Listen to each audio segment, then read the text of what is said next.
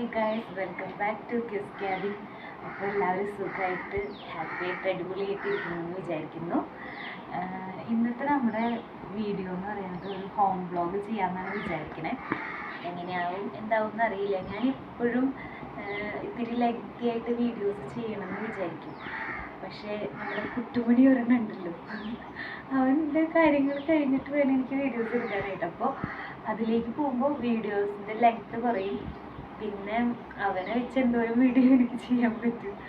അതുകൊണ്ടാണ് ഞാൻ ചെറിയ ചെറിയ വീഡിയോസായിട്ട് പോണേ. അപ്പം നമുക്ക് നോക്കാം, പോകെ പോകെ ലെങ്തി ആയിട്ട് വീഡിയോ ചെയ്യാൻ പറ്റും എന്ന് വിചാരിക്കുന്നു. നിങ്ങൾക്ക് വീഡിയോ ഇഷ്ടപ്പെടുകയാണെങ്കിൽ എന്തായാലും നമ്മുടെ വീഡിയോ ലൈക്ക് ചെയ്തോളൂ. പിന്നെ നിങ്ങൾക്ക് എന്തെങ്കിലും സജഷൻസ് ഒക്കെ ഉണ്ടെങ്കിൽ അത് കമൻറ്റ് ബോക്സിൽ ഇട്ടോളൂ. വീഡിയോ ഇഷ്ടമാവുകയാണെങ്കിൽ പറഞ്ഞോളൂ. കമൻറ്റ് ബോക്സും കൂടി കാണുമ്പോൾ നമുക്ക് എങ്ങനത്തെ വീഡിയോസ് ചെയ്യണം എന്നും കൂടി ഒരു ഐഡിയ വരുമല്ലോ. അപ്പം അത്രേ ഉള്ളൂ. ബാക്കി വിശേഷങ്ങളൊക്കെ വീഡിയോയിലോട്ട് കാണാം. നമ്മളിതിൽ പോകുന്നത് എൻ്റെ ഹെയർ കട്ട് ചെയ്യാനായിട്ടാണ്. അപ്പോൾ ചാലക്കുടിയിലുള്ള ലിയ മേക്കപ്പ് സ്റ്റുഡിയോ എന്ന് പറയുന്ന ബ്യൂട്ടി പാർലറിലാണ് നമ്മൾ ഹെയർ കട്ട് ചെയ്യാൻ പോയത്.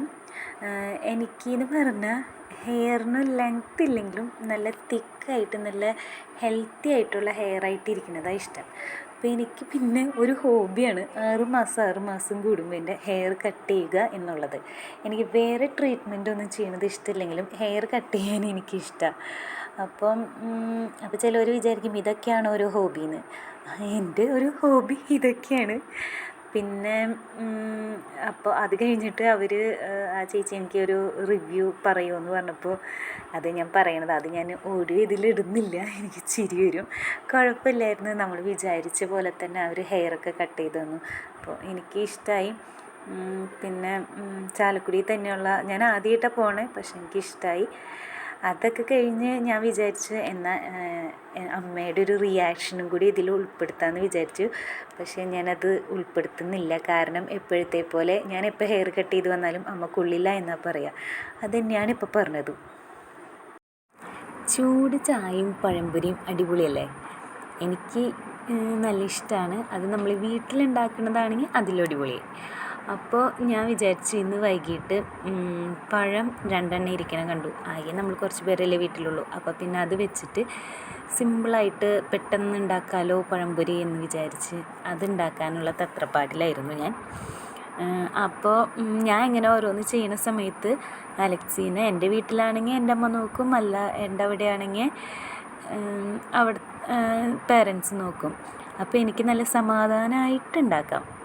ഇപ്പം ഇത് വീഡിയോസ് കാണുന്നവരുടെ വീട്ടിലും ഇതുപോലെ മക്കളോ മരുമക്കളൊക്കെ ഉണ്ടെങ്കിൽ അവരുടെ ഇപ്പോൾ വാവമാരെ ഇങ്ങനെ അമ്മമാരോ അല്ലെങ്കിൽ അമ്മായിയമ്മമാരും നോക്കുമ്പോൾ എന്താ പറയുക, അവർക്ക് അവരുടെ കാര്യങ്ങൾ സമാധാനമായിട്ട് ചെയ്ത് തീർക്കാൻ പറ്റും. അത് ഇപ്പോൾ പണ്ടൊക്കെ ഇങ്ങനെ നമ്മുടെ അമ്മമാരൊക്കെ പറഞ്ഞിങ്ങനെ കേട്ടിട്ടുണ്ട്, ഞങ്ങളൊക്കെ നിങ്ങളൊരു സ്ഥലത്ത് ഇരുത്തിയിട്ട് ഭയങ്കര ടെൻഷൻ അടിച്ചിട്ട് ഓരോന്ന് ചെയ്ത് തീർക്കുക അങ്ങനെയൊക്കെ.